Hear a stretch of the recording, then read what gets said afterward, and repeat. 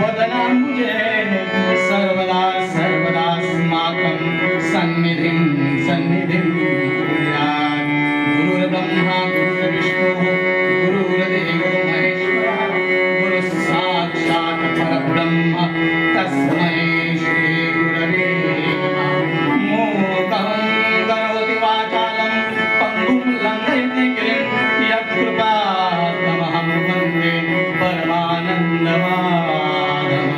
शान्ताकारं जगशयनं पद्मनाभं सुरेशं विश्वाधारं गगनसदृशं मेघवर्णं शुभाङ्गं लक्ष्मीकान्तं कमलनयनं योगिभिर्ज्ञानगम्यं वन्दे विष्णुं भवभयहरं सर्वलोकैकनाथम्।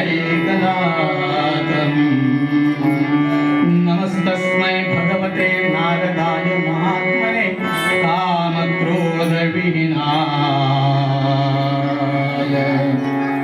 ऋषीणां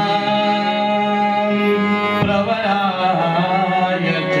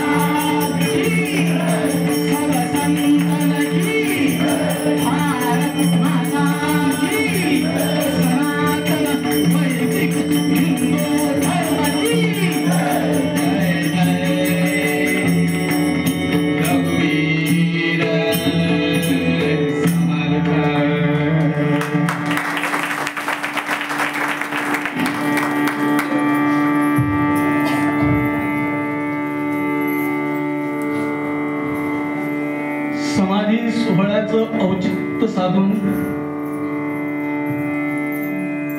जगद्गुरु तुकाराम महाराज वारकरी मंडळ संप्रदाय झुळम्याचे ग्रामस्थ भजनप्रेमी सर्वांनी मिळून कीर्तन महोत्सवासारखा कार्यक्रम घडवून आणणे हे साधं काम नाहीये, हे मोठं शिवधनुष्य आहे आणि शिवधनुष्य पेलण्याची जबाबदारी ही शिवपुत्रावरच असते. अशा स्वरूपानं माझ्या डोळ्यासमोर जे बसले ते सर्व शिवपुत्र आहेत. भक्तिभावानं युक्त असलेली ही मंडळी बघूनच असं वाटतंय की या जागेवरून हलूनच आहे. समाधीचा सोहळा आहे.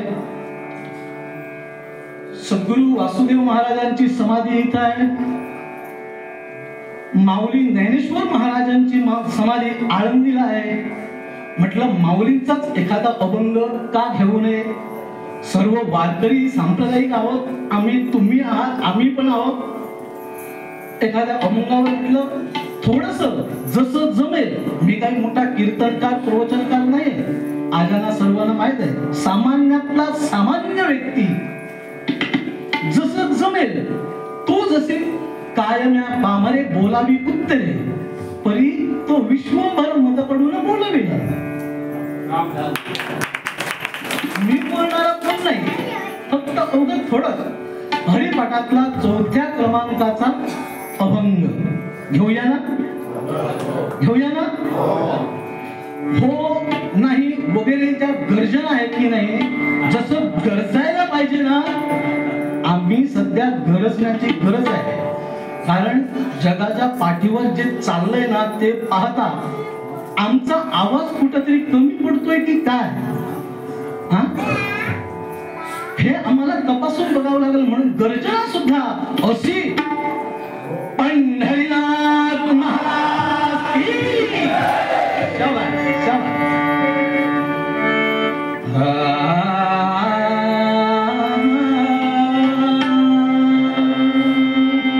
बोलू ना मराठी ना. साष्टांग नमस्कार, साष्टांग नमस्कार. क्षमा करा, पुढे येऊन बसा. तुमच्या समोर गाण्याची आमची तेवढी हे नाही.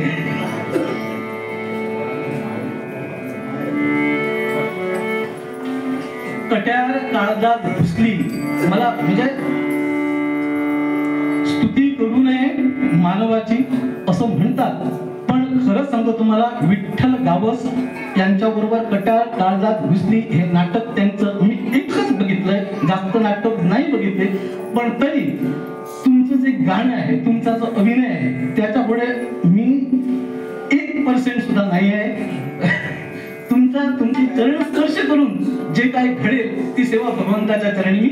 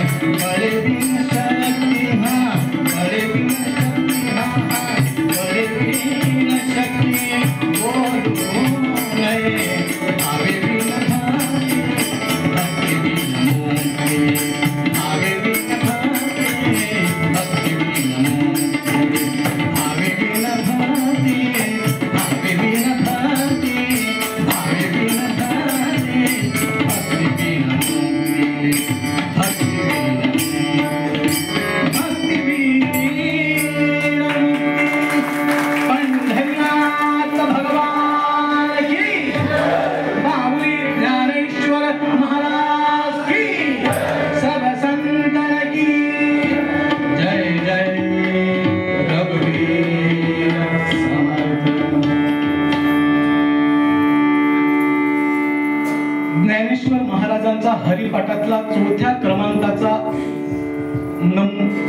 अभंग निरूपणासाठी घेतलाय. थोडासा विचार करूया. भावे विना भक्ती, भक्ती विना मुक्ती.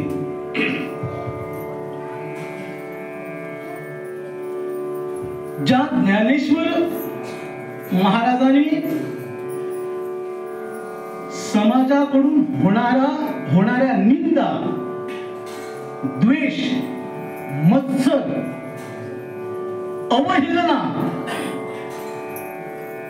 या समाज निंदेचं, जननिंदेचं विष त्यावेळी प्राशन केलं, ते पचवलं.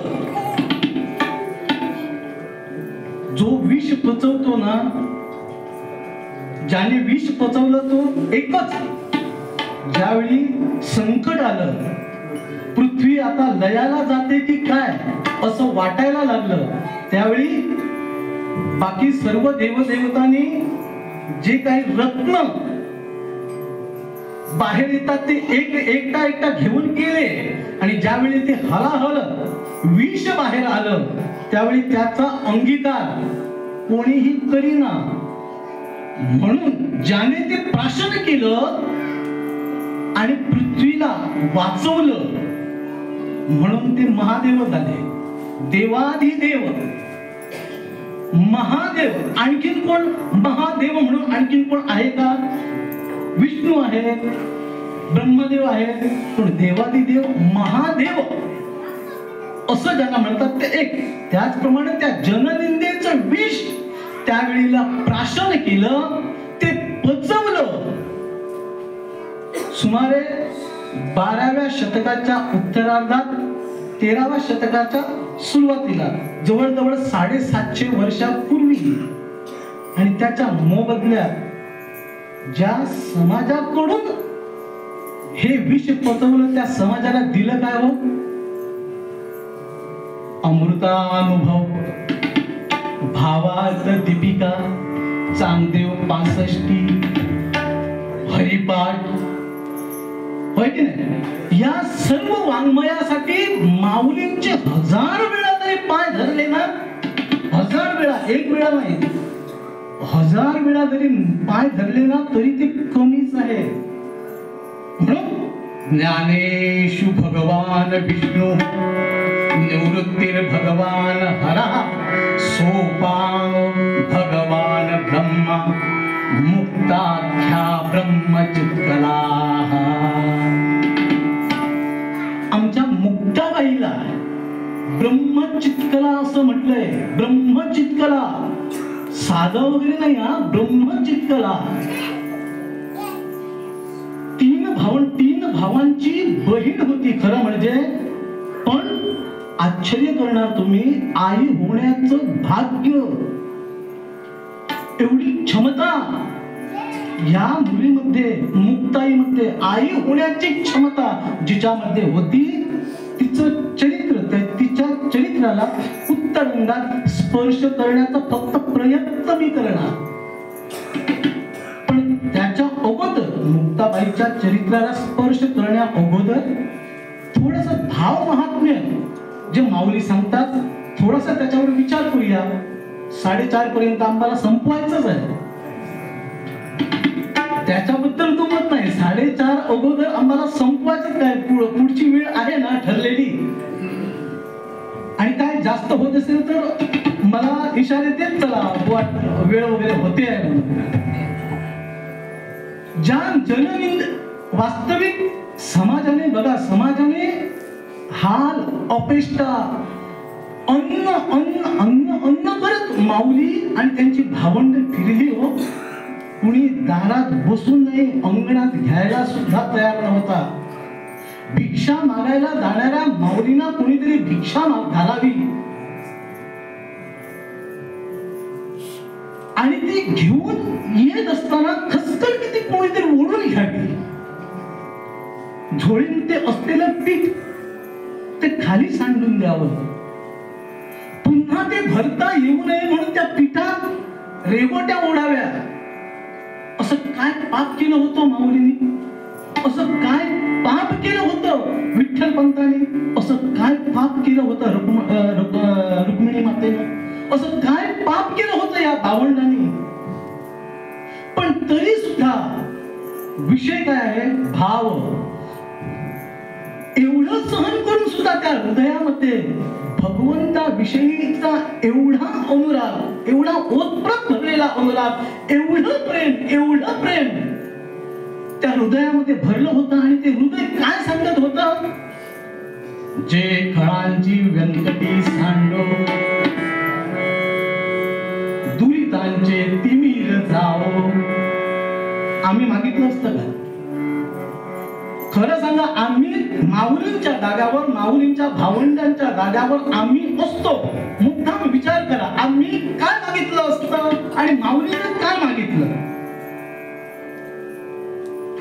आमच्या शेपटीवर जरासा कोणाचा पाय पडू दे, शिकवतो त्याला, माझ्या शेपटीवर पाय ठेवतो.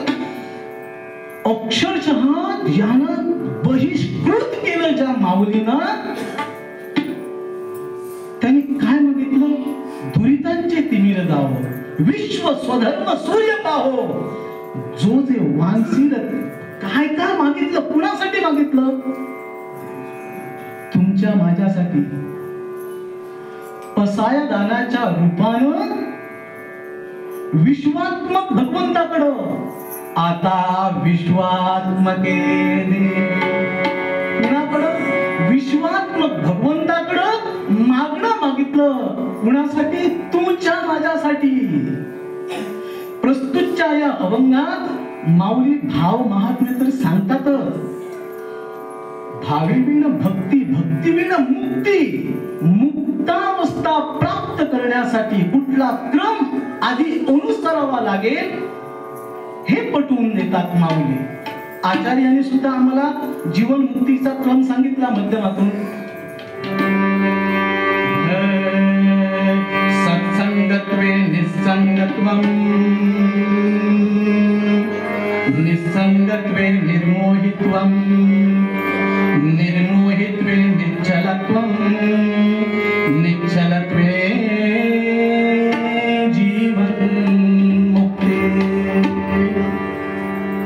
जीवन मुक्त अवस्थेत जर तर माणसाला पोचायचं असेल ना, तर निश्चल व्हावं लागेल. निश्चल व्हायला निर्मोही व्हावं लागेल. निर्मोही व्हायला निसंग व्हावं लागेल. आणि निसंग व्हायला सत्संग करावा लागेल. पंढरीनाथ सत्संग करावा लागेल. म्हणून माऊली काय, समर्थ काय, सर्वांनी आम्हाला हाच पंथ सांगितला ना. कुठला पंथ? भक्ती पंथ सांगितला. मग ते माऊली असो, समर्थाने सुद्धा मनाच्या श्लोकामध्ये काय म्हटलंय? मना सज्जना भक्ती पंथेची जावे. काय म्हटलं? कुणाला सांगितलं? हे मना, तू सज्ज आहेस ना? मना सज्जना, होय की नाही? हे मना, तू सज्ज आहेस ना कुठल्या मार्गावरून जायला? भक्ती पंथेची जावे. पंढरीनाथ हाच पंथ आम्हाला काय सांगितलं? पुन्हा प्रश्न. हाच पंथ आम्हाला माऊलीने सांगितला. नवे नवे जगातल्या खूपशा शब्दांनी आम्हाला हाच भक्ती मार्गच सांगितला आणि तो सोपा करून सांगितला. वास्तविक ज्यांनी आम्हाला हे कठीण असलेलं ज्ञान सोपं करून दिलं ना, आमच्या ओंजळीत आणून, त्यांनी कठीण उपासना केली ना. ते माऊली असो, समर्थ असो. माऊलीने नाथ संप्रदायाची उपासना केली, जी आम्हाला जवळजवळ अशक्यप्राय, होय की नाही गुरुजी? अशक्यप्राय, आम्हाला ते नाही जमणार. माऊलीने ती उपासना केली, खडतर उपासना. म्हणून त्यांना योगियांचे योगी म्हणतात. समर्थाने 12 वर्षात 13 कोटी राम नाम शक्य आहे. 12 वर्षात 13 कोटी राम नाम घेतलं, स्वतः घेतलं. ओके, घ्यायच्या अगोदरच तुम्ही घ्या म्हणून नाही सांगितलं. स्वतःवर आधी इम्प्लिमेंट केला, प्रयोग केला. कसं घडते ते बघूया म्हणून. आणि तो सुद्धा कसा प्रयोग? ज्या वेळेला ते आले आणि भिक्षा मागून आपलं उदरनिर्वाह, आणलेली भिक्षा आम्ही करत नाही, पण त्यांना ती करावी लागते. आणलेला जो माझा प्रसाद आहे त्याचे वाटे असतात. कळतं ना मी काय म्हणतो ते? पंचमहाभूत आहेत, त्यांचा अधिकार आहे. सूर्य नसेल काय शक्य आहे आम्हाला? आमची पाचन शक्ती, डायजेस्टिव्ह सिस्टम ज्याला म्हणतात, कुणावर अवलंबून आहे? आम्ही पचवतो. त्याची किरण आमच्या शरीरावर पडतात आणि म्हणून ते पचन होतं. आम्ही काय नाही करत, आमच्या शरीरासाठी आम्ही काही करू शकत नाही. आमच्या हातात नाही आमचं शरीर. पंचमहाभूतांची सत्ता, जी पंचमहाभूत एकमेकांचे वैरी म्हणून वावरतात, एकमेकांना ग्रासण्याचा जो प्रयत्न, प्रत्येक पंचमहाभूत, ती पंचमहाभूत आमच्या शरीराच्या ठिकाणी एकत्र आलेली आहे आणि त्याचाच हा देह. मग समर्थाने हा देह आता तो पुष्ट होणार म्हणून काय केलं, मागून आणलेली भिक्षा की नाही पाण्यात बुडवायची, पाण्यात, आणि त्या पाण्यात बुडवून की नाही त्याच्यातलं सारं जे सार आहे तो सार वाहून निघून जायचा. ते मासे वगैरे खायचे आणि निस्सार झालेलं ते आपण ग्रहण करायचे आणि ध्यान श्रीराम जय राम जय जय राम. 12 वर्ष अशी खडतर तपश्चर्या केली, मारुतीची स्थापना केली, त्याच्यानंतरही खूपशा मारुतींची स्थापना केली आणि 12 वर्ष खडतर तपश्चर्या केली. प्रत्यक्ष प्रभू रामचंद्रांना प्रसन्न करून घेतलं आणि मागणं मागितलं काय म्हणून,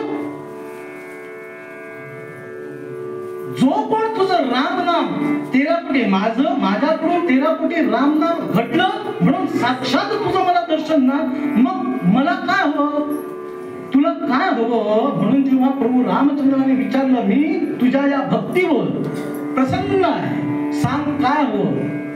गणना होता 13 कोटी प्रत्यक्ष भेटे न जगजेठी, ज्याच्याकडून 13 कोटी राम नाम घडेल त्याला तू सगुण रूपात दर्शन दिलं पाहिजे, हे मागून घेतलं. नाही माझ्यासाठी मी लग्नाच्या बोल्यावरून आलो, मला दुसरी कोणीतरी दे, नाहीतर आणखीन काहीतरी देव प्रसन्न झालाय ना, काहीही मागून घेता आलं असतं. नाही मागितलं. कुणासाठी मागितलं, ज्याच्याकडून 13 कोटी राम नाम घडेल त्याला तू सगुण रूपात दर्शन दिलं पाहिजे. कुणासाठी मागितलं, तुमच्या माझ्याकरता मागितलं. माऊलीने कुणाकरता मागितलं, तुमच्या माझ्याकरता मागितलं. असं हे यांचं मागणं. गणना होता 13 कोटी प्रत्यक्ष भेटे ना जगजेठी, त्या नवे 6 कोटी जरी झाला ना रामजप, तरी सगुण रूपात बुवा सांगत नाही, हा बुवाला कुठंतरी मिळालंय. आपल्या पदार्थ मी काही नाही सांगत. 6 कोटी जर ते रामनाम घडलं तरी सगुण रूपात त्या हनुमंताचं दर्शन आहे. हे त्यांचे शब्द, आमचे नाही. माऊलीने काय, समर्थाने काय, हाच पण आम्हाला सोबा करून शिकवला. भाव महात्म्य सांगतात. मग काय सांगायचं आहे माऊलीला, आमच्याकडे भाव नाही. माऊलीने भाव हा शब्द प्रयोग, भावे विन भक्ती, काय सांगतात पुन्हा पुन्हा अधोरेखी, भावे विन भक्ती.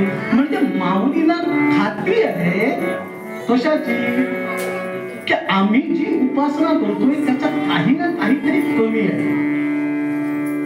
पटतं सर्वांना. आम्ही जी उपासना करतो, नाहीतर त्याने उपासना केली आणि त्यांना प्रत्यक्ष सगुण रूपात दर्शन घडलं, आम्हाला का होत नाही. माऊलींना खात्री आहे की काहीतरी कमी आहे. काय ते, भाव हा शब्द माऊलीने याच करता वापरलाय सज्जनो. त्यांना अपेक्षित काय आहे, प्रेम, श्रद्धा, विश्वास, माया, ममता, हे जे शब्द आहेत ते शब्द भाव यावरती माऊलींना अपेक्षित आहे. आम्हाला भाव कुठले माहित आहे, बाजार भाव, सोन्याचा भाव, माझा भाव, तुझा भाव, बरोबर. पण माऊलींना जो अपेक्षित भाव आमच्याकडे आहे, खरं म्हणजे त्या भावाचा आमच्याकडे अभाव आहे आणि तो भाव माऊली सांगतात. आवश्यक काय, भक्तीसाठी आवश्यक तो भाव आहे. तो भाव, तो ते प्रेम प्रेम, ते निर्व्याज प्रेम, ती श्रद्धा ठेवून जर तुम्ही भक्ती केलात,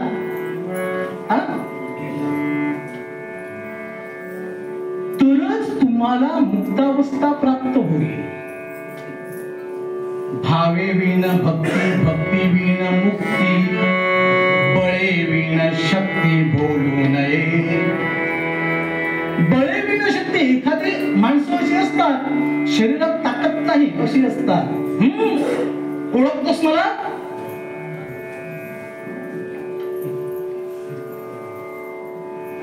एखाद्या मोठ्या माणसाला अच्छा करून तुला उडवेल म्हणतात.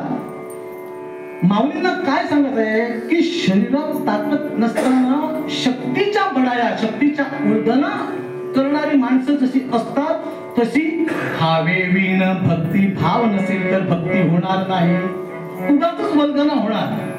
भाव नसताना जर आम्ही भक्ती करायला गेलो तर उगाच शरीरात ताकद नसताना आम्ही शक्तीच्या बढाव्या भाराव्यात असा प्रकार होईल. भावे विण भक्ती, भक्ती विण मुक्ती, बळे विण शक्ती बोलू नये.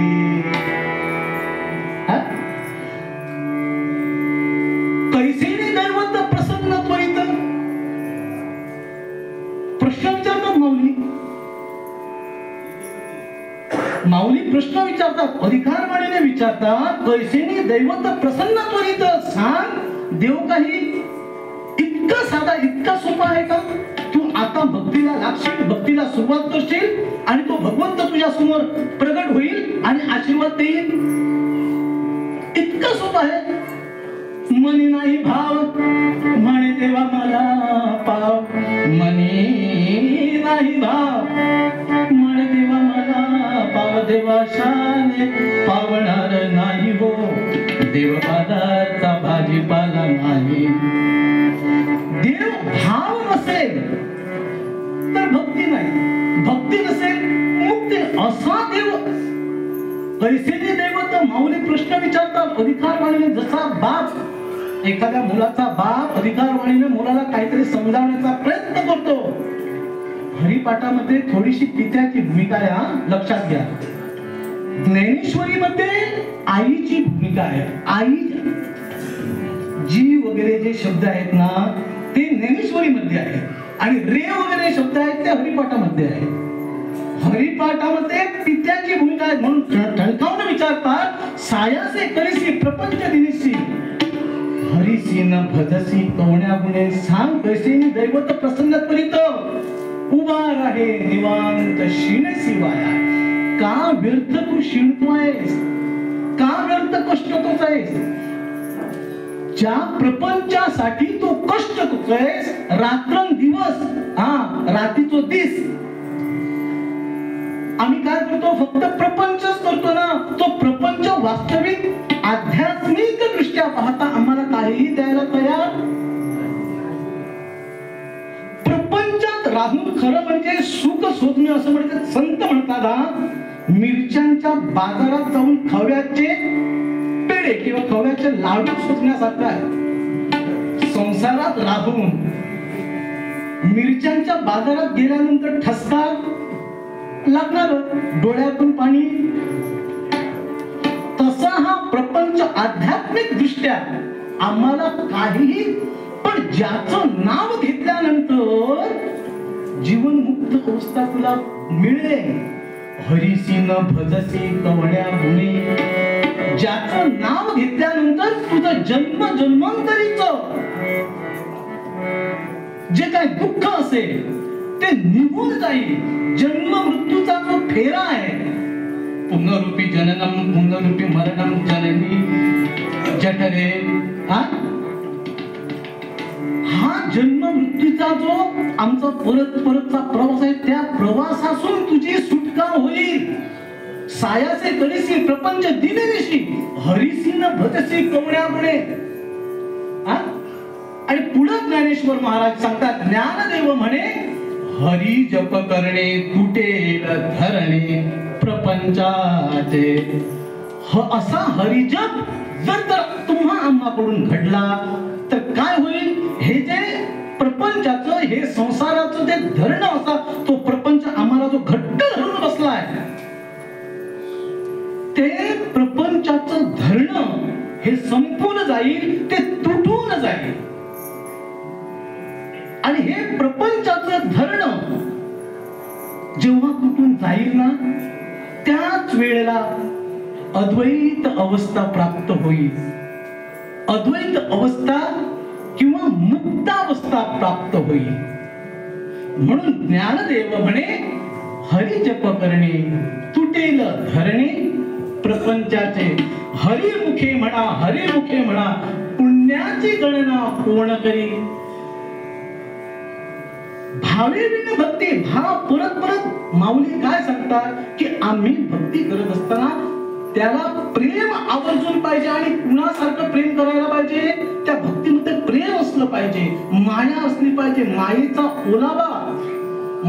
ओलावा त्या भक्तीमध्ये जर असला तरच ती भक्ती फुलेल, तरच ती भक्ती फळेल. आणि त्याच्यानंतरच ती मुक्तावस्थेला प्राप्त होईल.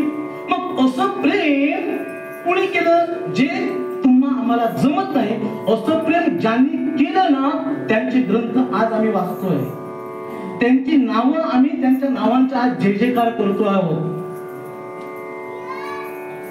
असं प्रेम देवर्षींनी तर भक्ती सूत्रामध्ये या प्रेमाचं खूप वर्णन केलं आहे. गुणरहितम प्रेम कसं आहे, गुणरहितम भगवंताविषयी असलेलं प्रेम. कामनारहितम कसल्याही प्रकारची कामना ते प्रेम करत नाही. प्रेम स्वरूपम अनिर्वचनीयम, जे अनिर्वचनीय आहे, ज्याचं वर्णन करता येत नाही असं प्रेम.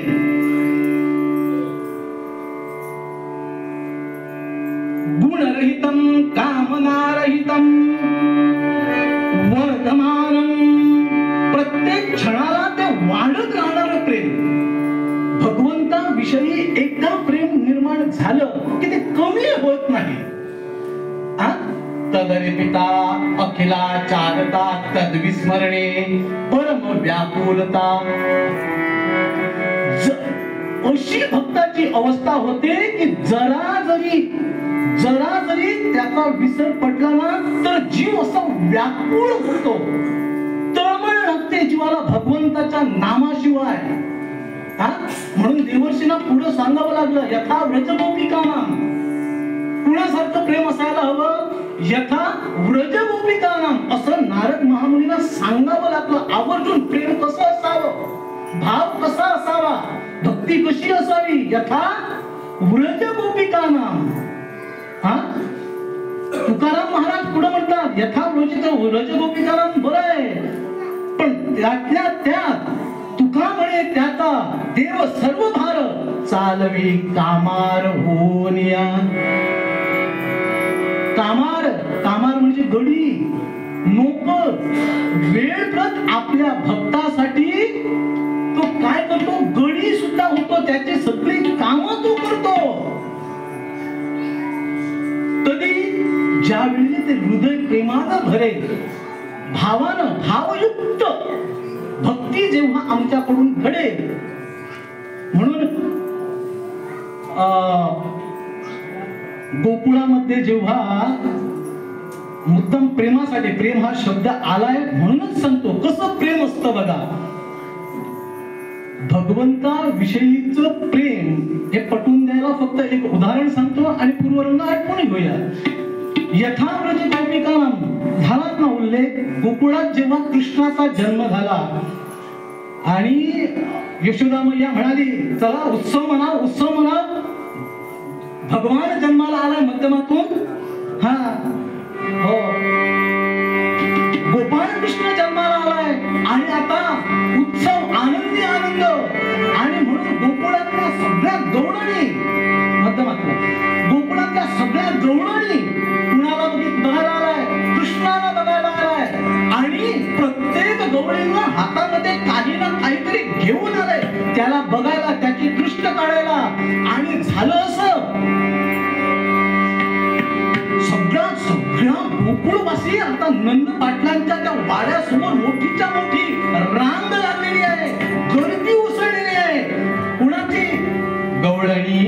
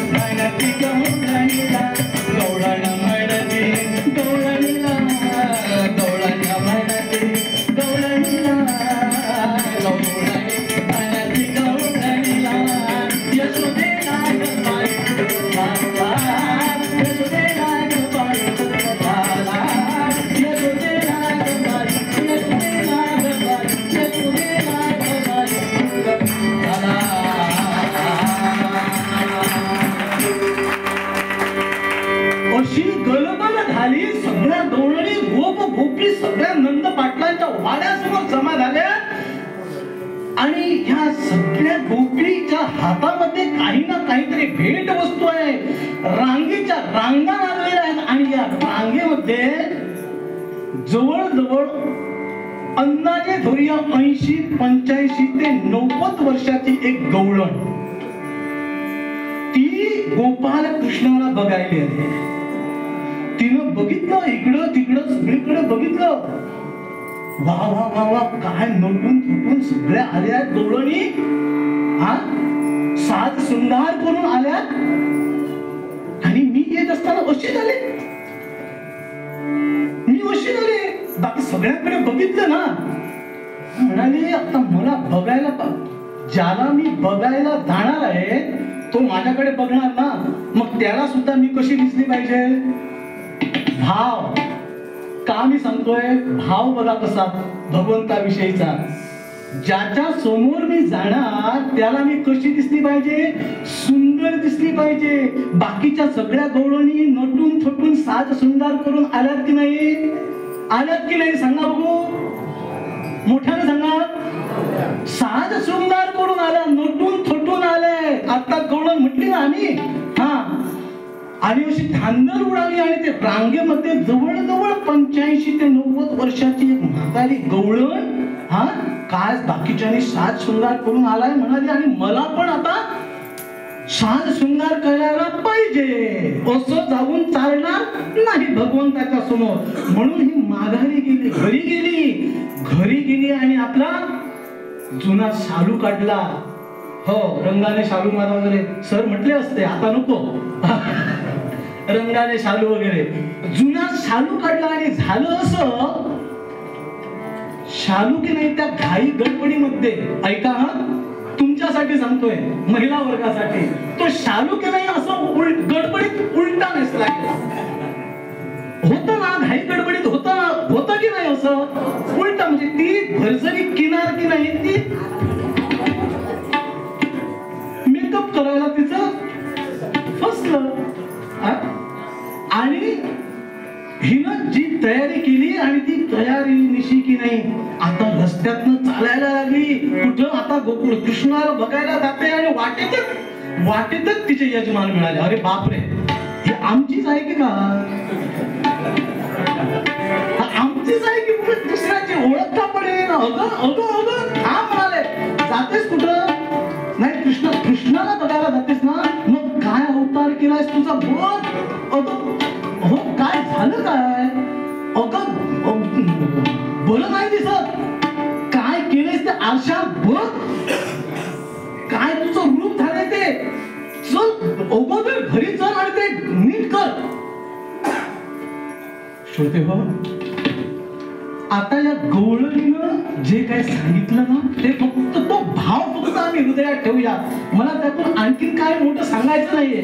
भाव काय आहे, आता ते 90 वर्षाची गवळण आपल्या नवऱ्याला, पतिदेवाला काय सांगते, म्हणाले स्वामी मला माहित आहे हो, माझं सगळं चुकलंय, घाई गडबडीत माझं फसलंय, मेकअप करायला फसलंय, चुकलं माझं.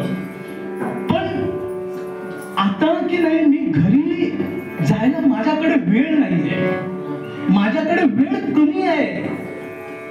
मी हे दुरुस्त करायला जर तर घरी गेले, हे जो काय आता हे आहे ना, ते दुरुस्त करायला घरी गेले आणि त्याच्यातच माझा जर तर जीव गेला, त्याच्यातच जर तर मी संपले, तर त्या गोपाल कृष्णाला बघायचं राहून जाईल ना,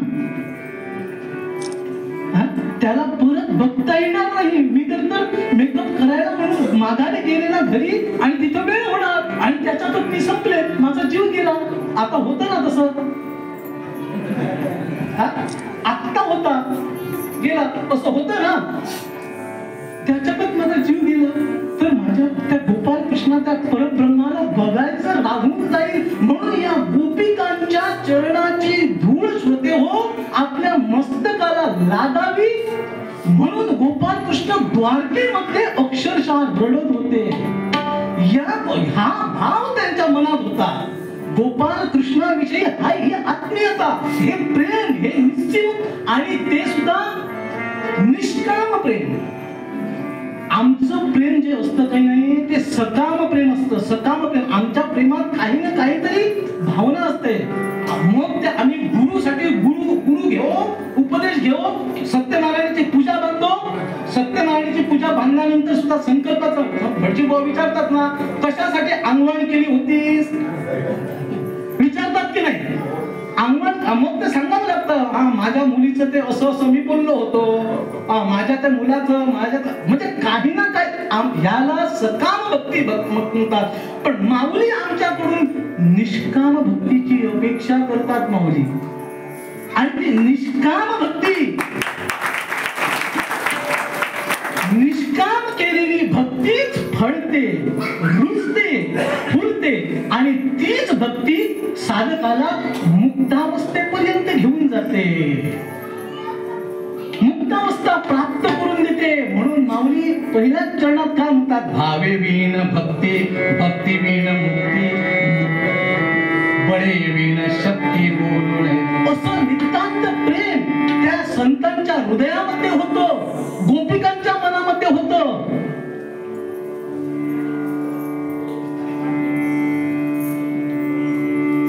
आठवण झाली म्हणून फक्त एक दृष्टांत देतो ह्या प्रेमासाठी. कसं असावं प्रेम, कसं असावा भाव. नाथ महाराजांच्या वाड्यात जाऊया. नाथ महाराज ज्यांना शांती ब्रह्म ही पदवी लोकांनी दिली होती, या शांती ब्रह्माच्या घरात रोज पंक्ती उठायच्या. ह्या शांती ब्रह्माला आता कसं असतं, मी ह्या गावातला आहे, मला सगळीच माणसं बरी असणारच. मग नाथांना सुद्धा त्या गावामध्ये होतेच ना अशा प्रकारचे लोक. एकाला आपल्या मुलाची मुंज करायची होती. भाव महात्म्य सांगतो, भाव कसा असावा, मुंज करायची होती. आणि म्हणून तो गावातल्या लोकांकडे पैसे मागायला गेला. गावातली जी ह्या विषयातली माणसं होती का नाही, दुसऱ्या विषयातली म्हणजे कुटाळकी करणारी, चांडाळ चौकटी ज्यांना आम्ही म्हणतो की नाही, नाथांचे द्वेषी. म्हणाले पैसे आम्ही तुम्हाला देऊ, पण त्याच्या बदल्यात आमचं काहीतरी तुला काम करावं लागेल. काय ते काम सांगतो ना, एकच कर, शांती ब्रह्म म्हणून घेतात ना स्वतःला, नाथांना राग येईल असं काहीतरी करून दाखव. नाथांना राग आला पाहिजे असं काहीतरी करू. नाही पण मला मुंजीसाठी अरे मिळालेच म्हणून समज, कशाला चिंता करतो, पैसे हे काम आमचं झालं, तुला पैसे मिळाले, ठीक आहे म्हणाला. गेला नाथांच्या घरी, झप झप झप झप पावलं टाकत. आता नाथांना राग येईल असं झालं पाहिजे ना. नाथ महाराज आपल्या देवघरात बसून शांत बसलेले आहेत. यस्य स्मरण मात्रेण जन्म संसार बंधना नमस्तस्मै वैष्णवे प्रभ विष्णवे. विष्णू सहस्रनाम चालू आहे, विष्णू सहस्रनाम चालू आहे, शांत वातावरण आहे. आणि हा सदस्य आता नाथांना राग यायला पाहिजे म्हणून जो आला होता, सरळ थेट चपला घालूनच देवघरात. आम्ही त्याच चपला काढून मारल्या असत्या की नाही, सरळ देवघरात चपला घालून झाप झाप झाप. नाथ महाराज शांत आहे. विष्णू सहस्रनाम स्तोत्र पठण झालं, संपलं. नाथ महाराजांनी डोळे उघडले आणि त्याच्याकडे बघून की नाही, आहा काय तुमची अगतिकता महाराज, काय तुमचं माझ्या विषयी तुमच्या मनात असलेलं हे प्रेम, किती प्रेम. मला भेटण्यासाठी तुम्ही चप्पल सुद्धा बाहेर काढायचे विसरून गेला. किती प्रेम तुमचं माझ्यावर. वा वा वा वा वा वा.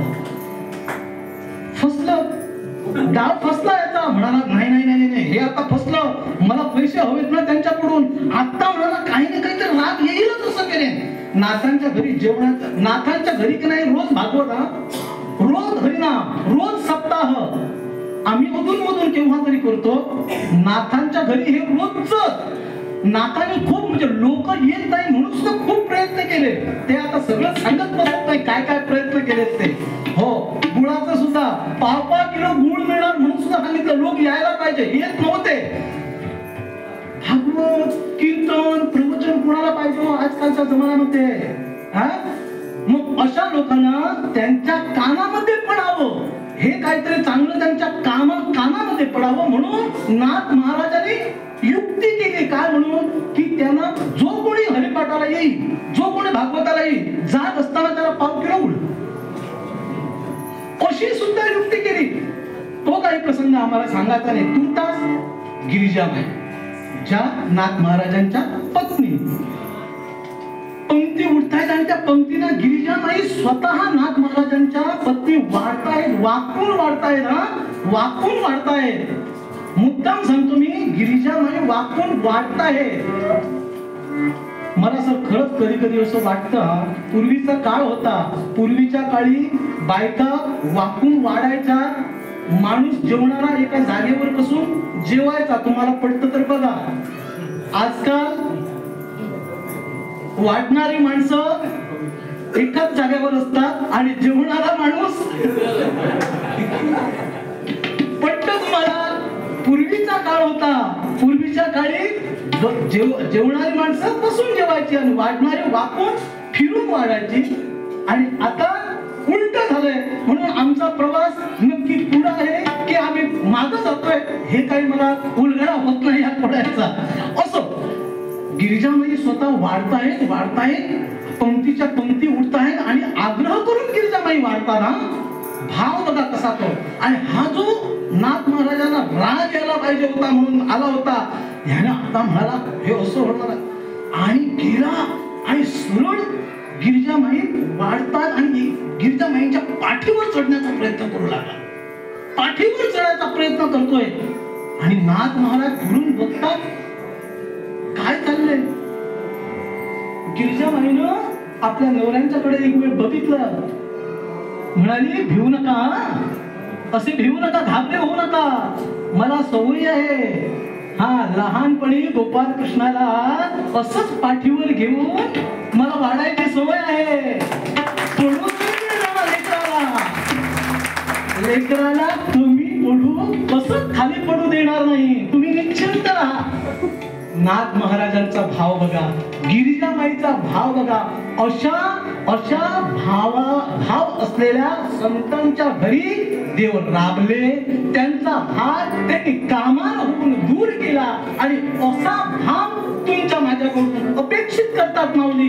आणि म्हणून पूर्व पद्यामध्ये आठवूया, म्हणून पूर्व पद्यामध्ये त्या पूर्व पद्याचा एक वेळ आठव करूया. भावे विन भक्ती, भक्ती विन बळे विन म्हणा.